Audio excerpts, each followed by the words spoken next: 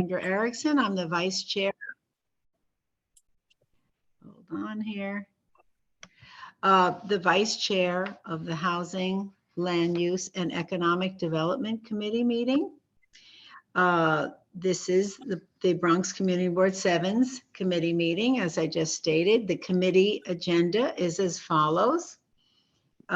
We have the meeting guidelines, which I will read, introductions, review of previous minutes, follow up from previous months, if applicable, new business, New York City Controller's Office, if applicable, all are if applicable, HPD updates, DOB updates, CCHR updates, NYCEDC updates, DCP updates, next meeting date, April 11th, discussion on next agenda and adjournment. We do not tonight have any presentations of any particular projects. So that is our agenda for this evening. And now I'm obligated to read the meeting guidelines. On February 19th of 2023, Mayor Adams issued Executive Order 339, extending the state of emergency through March 21st of 2023. Accordingly, boards are able to continue to act under the state of emergency section of the Video Conferencing Law, Chapter 56, Part WW. This allows the board to continue remotely. Minutes and video recording will be made available on our website. If you're calling into the meeting on the conference, controls while joining from landline or cell by calling dial-up number. To hear all available commands, enter ** on your phone. 6, to mute or unmute yourself, *9 to virtually raise your hand. How we will run this meeting is as follows. Code of conduct for meetings, penalties, and actions. Bronx CB7 has the right to remove and or ask a member of the public to leave a meeting or block participation of anyone who engages in inappropriate conduct, including but not limited to obscene or offensive images or language, personal attacks, threats, or any other behavior that reasonably impedes the orderly administration of the meeting. Repeated offenses will be reviewed by the board's executive committee or any other assigned committee. For a ban of the participant, the amount of time to be objectively determined by the above committees in the event of reported disruptive behavior. If in-person outbursts or attacks continue, this will be considered disturbing the peace and the authorities shall be summoned. Everyone besides the speaker presenter will stay muted throughout the meeting. After each presentation is over, I will inquire if committee members have any questions. Committee members will signify that they have a question by pressing the raised hand button on your screen, Zoom, or request to speak through the chat or when the chair opens the floor. Members of the public who have joined through the online link will be able to ask questions and make a brief statement on the item after each presentation and after the committee has had an opportunity to ask clarifying questions. By pressing the raise hand button on your screen for Zoom or request to speak through the chat or when the chair opens the floor. Only those recognized by the chair of the committee will be allowed to speak during the allotted time. We will stay on topic with the agenda items. Any other items will be acknowledged by the chair in new business or addressed at the next meeting, granted there's time and the committee agrees on the topic. Following the questions, discussion, and public comment portion, the committee will begin their discussions after each presentation agenda item and will conclude with the decision to vote on a recommendation. When the agenda is finished, the meeting will be adjourned. If there are any questions related to meeting software or to our process, please use the chat function or raise hand function now or contact the Deputy District Manager who is present with us this evening. Thank you very much. Okay, so we did read the meeting guidelines. Now I see here on the agenda introductions, but doesn't that mean attendance? I think it does. Yes. So yes. Introduction / attendance. Yes. Okay, great. Carla, if you could put up I have the attendance list, so I will read it, but if you want to share it so others can see it, if that's necessary. Otherwise, I'm just going to read. Eric Asensio, Chair, is excused. Sandra Erickson, Vice Chair, is present. Myrna Calderon. Present. Edgar Ramos. Present. Barbara Stronser, Present. Mahbubur Jewel is not here, and Helen Red. Present. Okay, we have a quorum. Thank you, everyone. And then next, the review of the previous month's minutes. Carla, if you want to share them, I'm sure all of our dedicated committee members have read through the meeting minutes. I know I have. We had quite a lengthy lengthy program with Kamba giving a very detailed update on their project there on 201st, between 201st and 203rd, 323 units. And the lottery, we talked about the lottery. They talked about other facts and details about that project there. Then we also heard from Fordham Landing, 320 West. We also discussed, Fordham Landing, 320 West Fordham Road. And then Kingsbridge Armory, we discussed that. As I said, it was a lengthy program. We heard from DCP. We talked about former Sam's Carpet, which has been on everyone's mind. And then we heard a brief ERAP update. So are there any questions on the minutes of the last month's meeting, which was on February 14th? Okay, if there's none, may I ask for a motion to approve the minutes from last month's meeting? I move Motion we to accept the approve. minutes. Okay, Barbara, and then Helene, we have Yes. you as a second. All those Seconded, in yes. favor? All those in Aye. favor? Aye. Aye. Opposed? Opposed? Abstentions? The motion moves. The motion passes, sorry. Okay, so now. Wait, I'm sorry, Sandra. You have Yes. to call everyone by name again. Oh, just for the approval? Oh, I didn't Yes. realize. Okay, I'm sorry about that. Sandra Erickson approves. Myrna Calderon, Myrna Calderon approves. thank you. Edgar Ramos, Edgar Ramos approves. Ramos, sorry. Barbara Stronser, Barbara Stronser approves. okay. Helene Red, Helene Reds approve. okay. Thank you. That motion carries to approve the minutes of last month's meeting. Thank you. And now we are up to, let's see, the new business. We're going to go through each of these agencies and see if there's any update from anyone that has called in or is on Zoom. New York City Controller's Office. HPD updates. DOB updates. CCHR updates. How about New York City EDC updates? Hello, good evening. Good evening. Just wanted to double check. We're not being asked to present today, correct? No, give- just any give update. updates you may have for us. Perfect. Yeah. So I have just a few quick updates. The first is that we are offering community tours of the Kingsbridge Armory. We have tours happening this Friday from 11 to 2. You can either register online or just drop in. All we ask is that you sign a waiver, as well as Sunday, March 26th. Those are the 2 days right now that we have for community tours. And I know some of the members on this call joined us. So thank you all for coming out. So would love to have CB7 come out for a tour, but also, just residents of Kingsbridge Heights.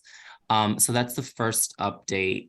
I just want to interrupt you quickly. On Sunday, 3:26, what are the hours? 11 to 2 as well. Also 11 to 2. Okay, thank you. Yeah.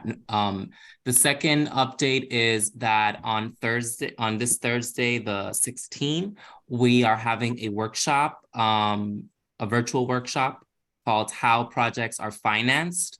And that's more of an education opportunity for residents of Kingsbridge to learn about just development projects in general and how those projects are financed. So that will be a virtual meeting. And you can go to our website, kingsbridgetogether.com, and register for that workshop. It will be virtual. And then the third update is on Saturday, this Saturday at Lehman College, we have our final and big public event, which is our public workshop. It will be at the East Dining Hall in Lehman College's music building from 12 to 3. So we highly encourage CB7 and your constituents to come out and join us in that conversation. And all this information is on our website as well, but just wanted to make sure that you all have that update. And I'll drop both my name and email in the chat, but also the link to the website, so anyone can just register as well. I have a Oh, question. there it is. I have a question. Can you just, I'm sorry, 1 second, Helen. Can you just give me your email? Because I'm taking notes Yeah, rather than. Yeah, I'm typing it in, but my email is fortiz so that's fortiz@edc.nyc. Okay, and then I'm sorry, Helen, just another second. Lehman at the East Dining Hall, that is a public workshop strictly about the Kingsbridge Armory. Am I Yes, correct? correct. Okay, thank you.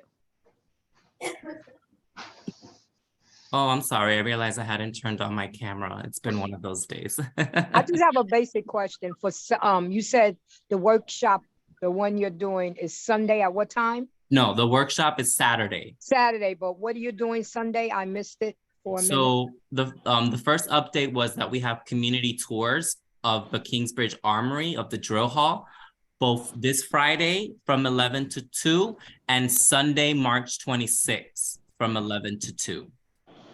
Okay, I wasn't at the last meeting because I had an emergency. I want to have a question. You're from Canberra, right? The developer. No. Okay. Wait a minute. No, I know I'm doing something else. I'm trying to do two things at one time, be in the meeting and do something else. I apologize. Let me ask you something. One question, did y'all pick developers as of yet? And the No. other question, no. And the other question, are you guys still talking to the community, with the community to see, for our input? Are y'all still doing that? Yeah, so RFP, which is the request for proposal, which is where we solicitate developers to present proposals, that has not started yet. Right now, we're just leading a community vision plan process. So an engagement, speaking with the community. And this is our last public workshop where we're asking people to come out and share, what they want to see in the Armory, what their values are, what kind of uses, what kind of, industries they want to see. So we're still in the kind of very public community engagement input process. We probably won't select a developer till the end of this year. We plan on releasing this vision document, this community vision document, in June. So we're still in that component of the process. So we highly encourage folks to come out on Saturday if able to, to make sure that your voice and concerns are heard. You're on mute if you're asking a question or something. Helene, you're on mute. I'm sorry. I'm so sorry. See, I'm not used to this phone business. I'm so used to being on my computer. What I'm asking is, I'm talking for the people probably won't be able to be there like myself because I made a prior engagement, but I'm asking with the developers, when you pick a developer, do the community have an input on that say so? Which developer in your workshop, when you speak about developers, do the community have an input on whom you put? Because I know Canberra, I know them well. I have worked with them. I'm just saying, I'm gonna ask again, do the community have any input on that or any say so on what developer should be picked? So the point of doing the community vision plan is that this vision document will be attached to the RFP, which is the request for proposal, what developers will respond to. So, but in the actual selection of the developer, no, that happens between the city's legal team and developers. But the idea is that whoever the development group, because it doesn't have to be just one developer, it can be a group of people. Whoever that development group is someone whose proposal aligns the most with what the community has outlined as their vision for the armory, and who has a financially feasible project, because that's another important component, right? We don't want a project that is just, great and aligned with the community. We need a project that can actually be executed financially. So we're looking for alignment with the community's vision and a financially feasible project. But there is that happens between the city of New York and our legal team and that's the problem I'm having with it, because we as a community, we're going to patronize this place, right? And people that work with developers or know what developers do, this is my personal opinion. I think we should have an input on who are picking the developers, because we're going to patronize this place. Our kids going to go here. We're going to go here. The community is going to go there. So you guys they say, a legal team and this and that. They're going to pick the developer. It might not be something that we like or we want, but it's being picked. And then they say, well, we have no say-so in the matter. And for some reason, that don't sound too fair to me, because, okay, I understand it's a lot of logistics or whatever, what have you. But as a community, as people that lives in this community, been here many years, I think they should have just like y'all doing workshops on different things. I think y'all should have a workshop on who the developer is, what their plan is, what they're going to do, the money that they're going to spend into it. They're going to put this amount of money. They're going to put this amount of time. I think they should have a workshop on that. No, I'll speak for myself as a person, Fernando. I agree, right? But unfortunately, there's just a lot of red tape that that happens in what we call procurement process, which is the process of selecting a developer. But what I will say is what we saw in the previous developer attempt, which was with the Kingsbridge National Ice Center, was that the community came forward and negotiated a really great community benefits agreement, right? So I think that once a developer is selected, the community then really has to step up and negotiate, what is it that they want and what are those things with the developer.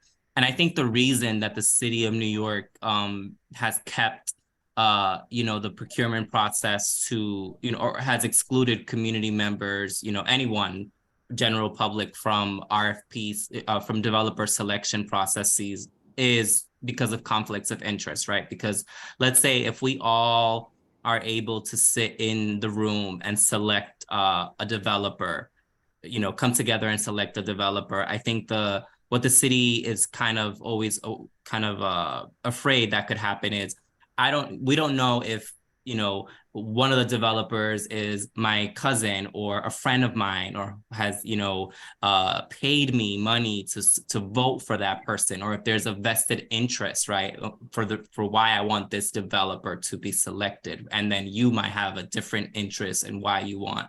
So I think the city, to avoid that, has, legally developed this process. And this is a very, old procedure, but in general, in procurement of developers, it's something for city properties, it's done by the city.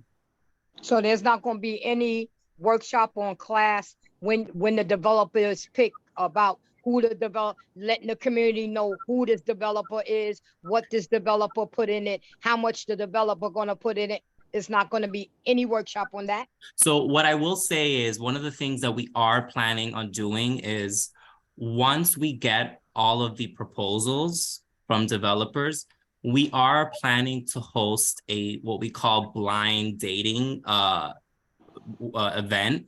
And that is where we kind of omit names. We create, basically, let's say we get 10 proposals to be, to speak hypothetically, we get 10 proposals and we make them very anonymous, so you don't know who the developer is, or basically kind of summarize what the projects are, and we present that to folks in the community and let them kind of say, okay, this one seems great, this one we don't really like, as a way to help in the selection process. So that we do intend to do, right? And that way you don't necessarily know the developer's name or, who the development group is. You're just seeing really what the proposal is, what the benefits that they're saying that they're going to bring. So very kind of high level, without getting too much in the details, to avoid that kind of conflict of interest component. That we do intend to do. And then once a developer is selected, that information will be made public.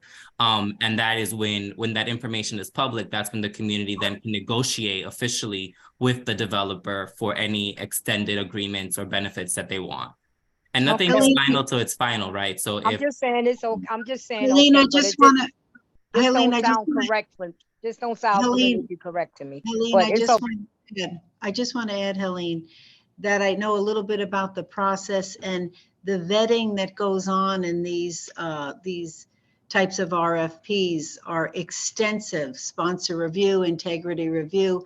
I mean, they have to document every single aspect of their financial history, their political history. I mean, every single item in the background of the development team will be fully vetted. That I know for sure. So, I mean, the last thing that New York City EDC or anyone wants is to have a developer that has skeletons in the closet in some way that is going to embarrass us as a community or them as an agency. So I think we can feel confident they're doing a thorough job, as are the elected officials in reaching out to us. I know the council member is very involved in this, as are other elected officials. And I think, Fernando, thank you for coming to the committee and giving us all this detail. I plan to look at your website and to help complete my committee meeting notes of any dates or anything I may have forgotten. And I really appreciate you here tonight and presenting to the community. Do any other board members have any comments or questions? Committee members? Board members? Anyone from the public have any comments? I do. Yes, who's that? Sirio Garino. Oh, yes, go ahead, Sirio. I think is one of the board members has their hand up. I think they're supposed to go first. I Louis, don't see it. Hey, this is Laudis. Oh, Just a okay. quick question. I missed the date for the fourth workshop and I can't find it on the website. the next public workshop is this Saturday at March 18th at Lehman. Got it. All right. Thank you. From Time, 12 to 3. 12 to 3, that is, yeah. okay. Okay, thank you. My comment and interest is when they said that how do they put out the word to a developer? Do you seek the developers who do things like, let's say you want to bring Disney in or something? Are they allowed to ask Disney? Are you allowed to propose it to Disney? Because when I was at the meeting at Our Lady of Angels, all right, they're talking about a $2 billion price tag to get that building up and running. Okay. And let me tell you something. If I was going to spend $2 billion of my money, ain't nobody going to tell me what I'm going to do. Okay. So let's be realistic here, people. Okay. It's great to get the input from what the community wants, but how much money is the community going to put up? Now, we all know there's going to be a trade-off. They're going to get a lot of tax breaks and rebates and deals. And that's the whole idea, to get them to spend that $2 billion. Okay. But what we did is that we put in a lot of things that the community wants to see put into that building, because that's a huge place. And there's more than enough room for a place like Disney. I'm only using them as an example, to come in and spend the money. And they can still use the other part of the building towards the resources for what the community needs and should get. So of course, once again, my question is like, how do the developers know what to do? I mean, do they seek the developer, or do they propose, or a developer wants to propose something? Like happened down at the yards there that they built all them buildings down there. I forgot what they called. That's a great question. And no, we're not allowed to go to a developer and say, respond to this, right? Because that would be a targeted, that would be what we call sole selection, and we can't do that. What we do is we create a marketing campaign. We put it out on different magazines and different streams of communication. And we send out, when we release the RFP, we send it to a long list of developers who we have, so that everyone gets it, right? We can't target or reach out to certain developers and be like, hey, this is coming, you should apply, right? Everyone gets the same information. And that's why we're making sure that in that RFP is the vision document, right? That everyone is getting the same information. This is what the community vision plan is. This is what this process looked like. This is what, everyone gets everything the same. So we can't target certain developers for the same reason, right? Because that would be showing special interests in a certain group. And we don't know what affiliation, right? Anybody might have with that group. So we don't do that. We kind of just put the word out there. We usually give 3 to 6 months for responses to come in. For the Armory, it's probably going to be 5 to 6 months, just because it's a big project. We want to give people time to put good proposals together. And then we set a deadline. So by this date, proposals need to be in, and then whatever proposals come in. So and then we start to interview all of those proposals, and we check backgrounds, check their finances, all of those things, right? And that's how we start to hone in on which are the most feasible projects, right? Because there might be some great project, but they might not have the money, or there might be a great project, but they're really shitty on the community benefit side, right? So we want to make sure that that's how we start to select down from 50 proposals to 25 to the top 10 or whatever it is. So well, as we know, we already had the failure of the ice ring, so a lot of developers should be in the need to know, because it's been out there and it failed. So it's not like this just happened yesterday. This has been going on for like almost 10 to 15 years. And I assume that a lot of developers are just waiting for the notice to send in their proposals. Yeah, and we, throughout this community vision plan process, we have had developers who have come to our public workshops, right? We've had a couple of developers come to not only the workshops, but also who have signed up for tours, right? Because people, they as developers, they also really, especially good developers, they want to hear what is going on, right? What are the concerns? What do people want? Because they're going to need that support from the community, right? And and in their proposals, they know that there needs to be alignment between what they're proposing and what the community is saying that they want. So we have already started to see that, right? Developers know that this RFP is going to come out sometime this year, and we have already heard some ideas that people are thinking about proposing, right? But nothing concrete, right? Nobody has come forward to us and said, this is a proposal, right? Or like a good example is the International Salsa Museum, right? They've been very open about that they want the Kingsbridge Armory. We know that they're probably going to be a respondent to the RFP, right? But we're not targeting them saying, hey, come to respond to the RFP, come tour the Armory, right? Everything is open to anyone. They come to the workshops, that's to give you an example, right? So,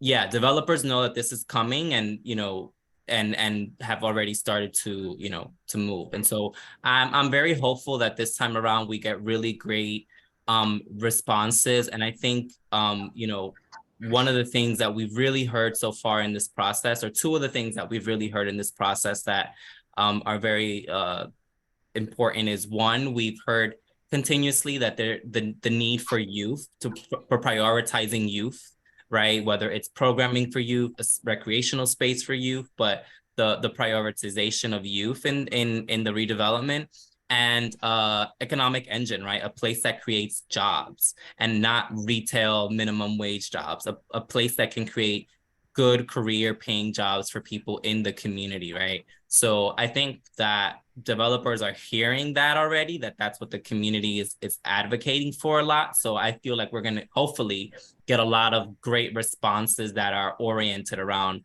you know, those themes that we are hearing, which, you know, which wasn't done the last two times, right? When the ice skating rink proposal RFP went out, right? When that solicitation for developers went out, there was no community vision plan, right? Developers had nothing to work with other than if they on their own went out to the community. This time around, we want to ensure that first there's a community vision plan that they can say, that they can't say, oh, we didn't know, or, you know, like, no, there's a very clear outline written by people in the community about what they want to see. And that wasn't done in the two previous redevelopment attempts.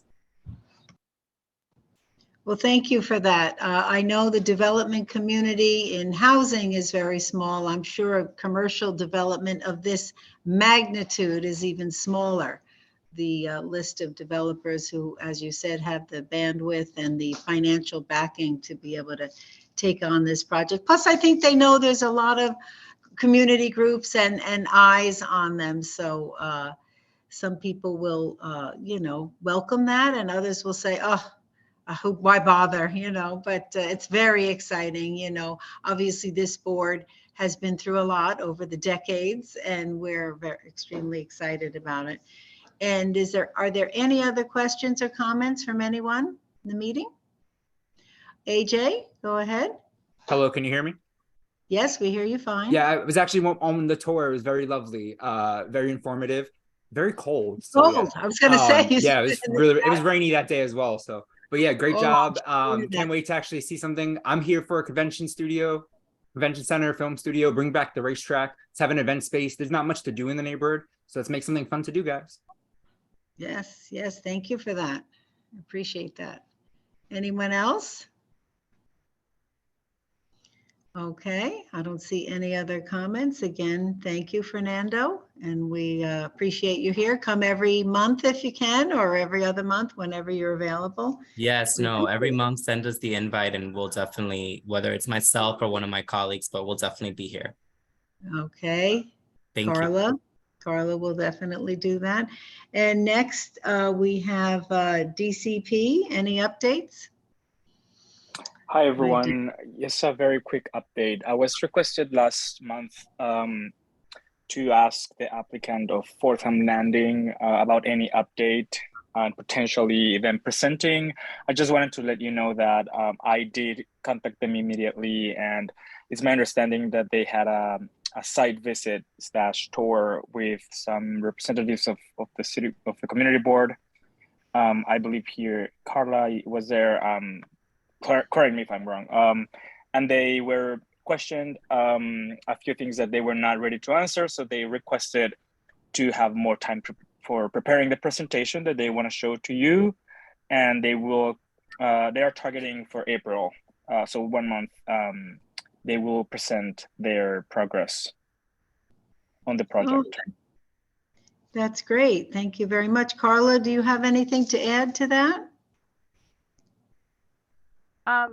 We met with them and they gave us a site tour, and we just basically gave them a couple of updates on what the community will potentially be looking for in terms of, like, if they put together a presentation, what are the things that should be covered in the presentation. And they said that they were going to create one, and so a presentation that will be very informative and answer as many questions as the community has regarding Forum Landing. And just Carla, like Cesar said, I'm sorry, Carla, who was at the meeting? I know you were, and who else attended? Yahaira Arias, the chairperson, and Erica Asensio, the the Housing, Land Use, and Economic Development Chair. Okay, on the CB7 side, and what about on the developer side? Who was there? It was, let me find his business card, but I do know it was a meeting with Dynamics. Dynamic Star. That's the name Yes, of the Dynamic Stars, development. yeah. And I believe, and maybe I'm wrong because I was not there. I asked if I should be there. They told me that no, that they wanted to work in the relationship that they have with you. So I think there was Francisco Diaz, Carla, and maybe Penny Lee. Yeah, Yes, that that is correct. Yes, thank you, Cesar. I know I see so many names every month. There's no. And Francisco Diaz is he their consultant? I think maybe the developer's consultant. I think both of them work as the developers with Dynamic Star. Yeah. Okay, but so Francisco, I'm pretty sure Francisco is in charge of community outreach portion of the project. Yeah. Okay. Now, just to be specific, this is only the south part of Fordham Landing, not the north. Am I right there? Correct. That was only the south part of Fordham Landing. And the south part is the as of right portion. Yes. Right? So yeah, okay. Yeah. Okay, that's great to know. I will add that to the just a note that in April they may come back and actually formally present next month, or just give us an update. Yeah, that's my understanding. They are targeting April to present. Okay, and Cesar, will you be here on next month's meeting? And that leads me into next meeting date is April 11th. Yes, I will be here, and if anything, someone else from DCP will, but we will make sure that someone is here. Okay, that'd be great if so we can tie it all in. I know it's kind of conceptual now, but I know I did hear that the south section is the one that they're focused on, not the north section. So, okay, that's great. Yeah, so the next meeting date, as I mentioned, is April 11th. And at that time, Carla, do we have an idea if we will be meeting in person, or we don't know? It could be extended. It could be extended, but we really don't know. We will know after. Okay, all right. And then just to know, if we do meet in person, do we have, is the board like scouting out some potential locations, or can we meet at the board office? So we cannot have meetings at the board office because we don't have a second point of egress. So we have to look for satellite locations. But we have a lot of partners in the community who are willing to host our meetings.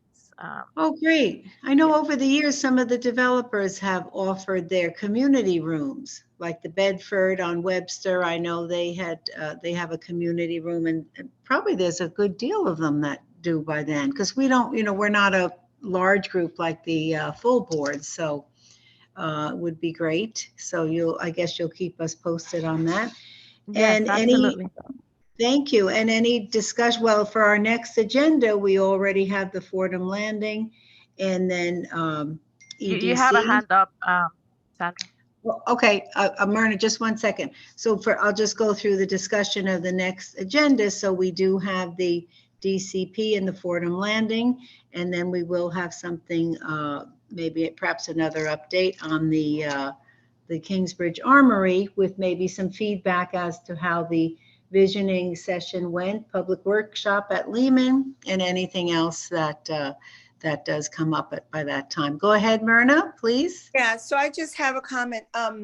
If you need a place, or if it turns out that we're meeting in person, I'd like to offer Fordham Hill for that